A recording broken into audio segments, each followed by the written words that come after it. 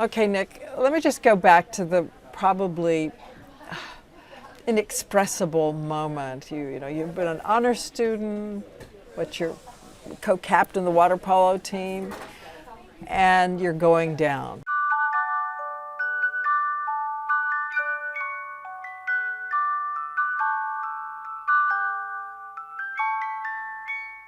Really, it wasn't until I tried crystal meth for the first time that I don't know, that was when I felt like I had found the solution to all my problems. From the first time that I tried it, I really went down to rock bottom within, I would say, 3 or 4 months. I mean, I just really fell apart so quickly. Did you keep justifying it to yourself, or did you know that you were someplace you weren't going to get out alone? I think at first, I really had this idea that oddly it was like drugs were like the best thing that ever happened to me. I'd always felt like such a alien or something, like just so different from everybody and so uncomfortable in my own skin. And once I found, crystal especially, it felt like God, suddenly I don't have to worry about what other people think of me. I mean, I felt like I was sort of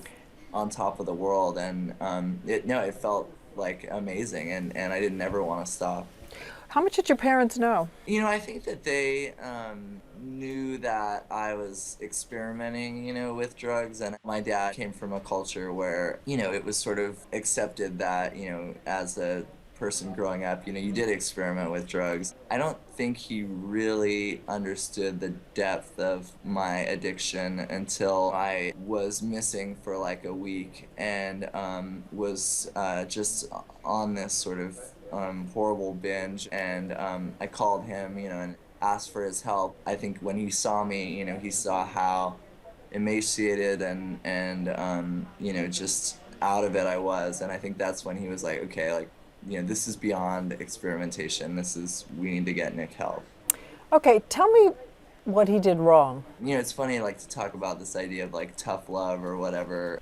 I think that, as a parent, it's really important to sort of implement tough love, You at a do? really, well, I think at a really young age, actually. I mean, I think my dad, he wanted to be my friend more, and, I really respected that. But at the same time, there weren't as many boundaries set for me. And then when the trouble begins, if there's already trouble, Mm. tough love is financial, and then sometimes it's contact. What do you think about just saying no?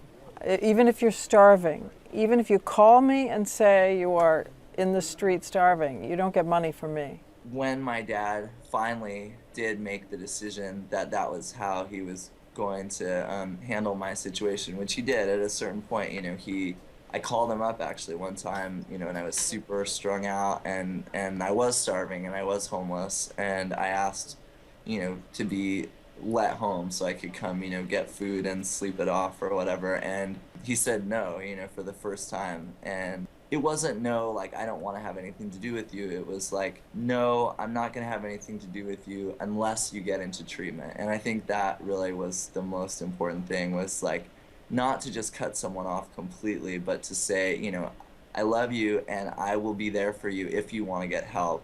Well, again, thank you so much for getting up so early. Oh, no, no, thank you. I mean, I really appreciate talking about this stuff. I think it's important for sure. So, Sure is. uh, Thank you. yeah, Okay. absolutely.